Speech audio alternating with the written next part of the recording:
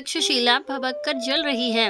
अखबार में यह सुर्खी देखते ही मुझे हमीद खान की याद आई और मैंने ईश्वर से प्रार्थना की, हे ईश्वर, मेरे भाई हमीद खान और उसकी दुकान को इस आग से बचा लेना।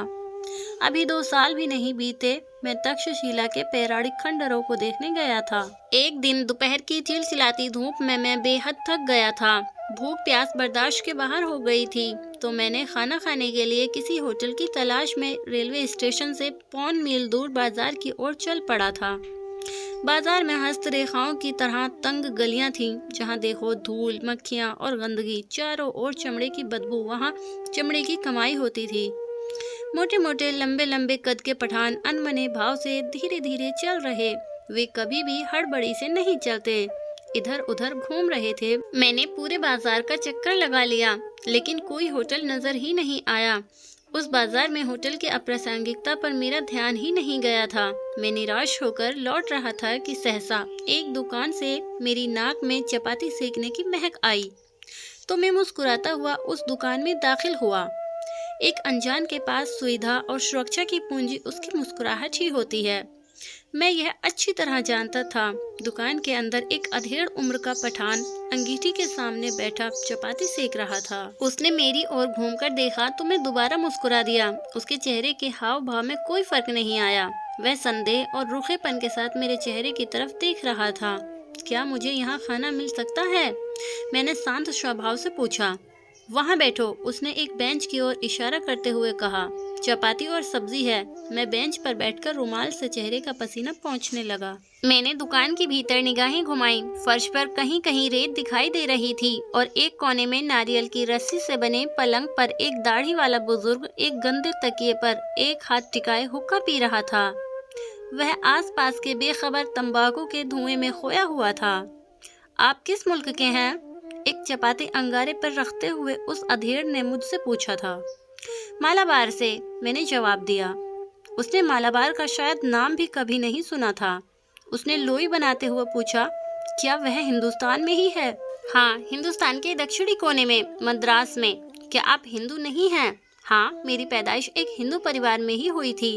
इस पर उसने एक विकृत मुस्कान के साथ पूछा, क्या आप एक मुसलमान के हाथ का खाना खा सकते हैं? हम अपने यहाँ अच्छी चाय पीने और बिरयानी खाने मुसलमानों के होटल में ही जाते हैं। मैंने गर्व के साथ बताया। उसको मेरी इस बात पर यकीन नहीं हुआ। मैंने फिर कहा, हमारे यहाँ हिंदू और मुसलमान दोनों प्यार के साथ जिंदगी बिताते हैं। भारत में मुसलमानों ने सबसे पहले अपनी मस्जिद हमारे यहाँ कोंटूगल्लूर में बनवाई थी। हिंदुओं के बीच दंगों की अपेक्षा हिंदू मुसलमानों के बीच दंगे हमारे यहाँ कम ही हुए हैं। उसने मेरी बातें ध्यान से सुनी। उसने मुस्कुराते हुए कहा था, मैंने तो आपका इलाका देखा नहीं है।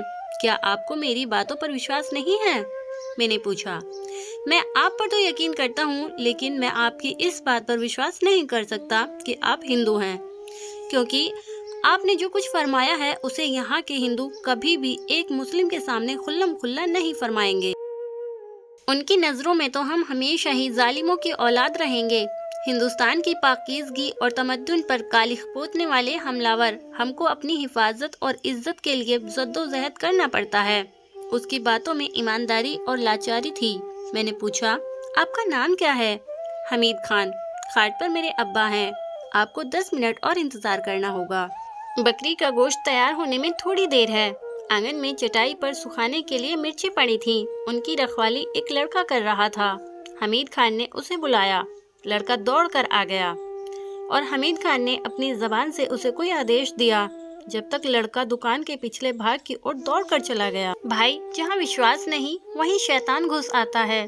प्यार मोहब्बत को हम मोल नहीं ले सकते, वहीं भीख मांगने से भी नहीं मिल सकती।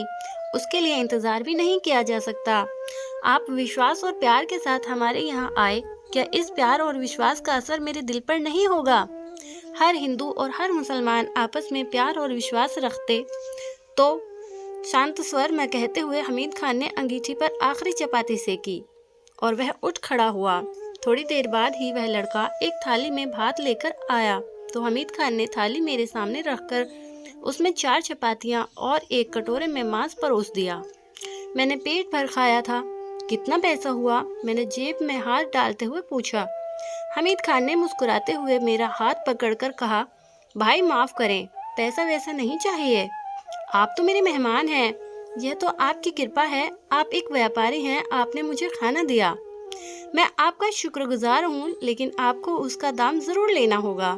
कहते हुए मैंने 5 रुपए का एक नोट हमीद खान की ओर बढ़ाया। हमीद खान जरा झिझका, फिर मेरे हाथ से नोट लेकर मेरे ही हाथ में थमा दिया और कहा, भाई आप समझ लीजिए, दाम मैंने ले लिया है, अब आप इन्हें अपने ही पास रखिए।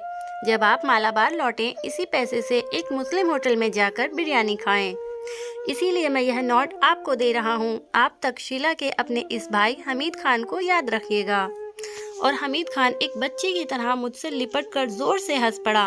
उसके स्नेह पास में मैं पुलकित हो उठा। मैं फिर तक्षशिला के खंडरों की ओर चला गया। हमीद खान को मैं फिर कभी नहीं देख सकूंगा, मगर तक्षशिला के अपने इस भाई हमीद खान को याद रखूंगा। उसकी आखिरी बात और उसकी जोर की हंसी अब भी मेरे दिमाग में गूंजती रहती है। तक्षशिला के सांप्रदायिक दंगों की आग से हमीद खान और उसकी उस छोटी दुकान को ईश्वर बचा ले, यही प्रार्थना करता हूँ। कहानी सुनने का शुक्रिया।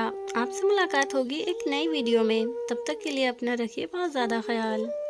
ये कहानी आपको कैसी लगी कमेंट्स करके बताएं, और ऐसी अच्छी अच्छी कहानी मेरी ज़ुबानी सुनने के लिए चैनल को सब्सक्राइब करके बेल आइकन प्रेस करना ना भूलें।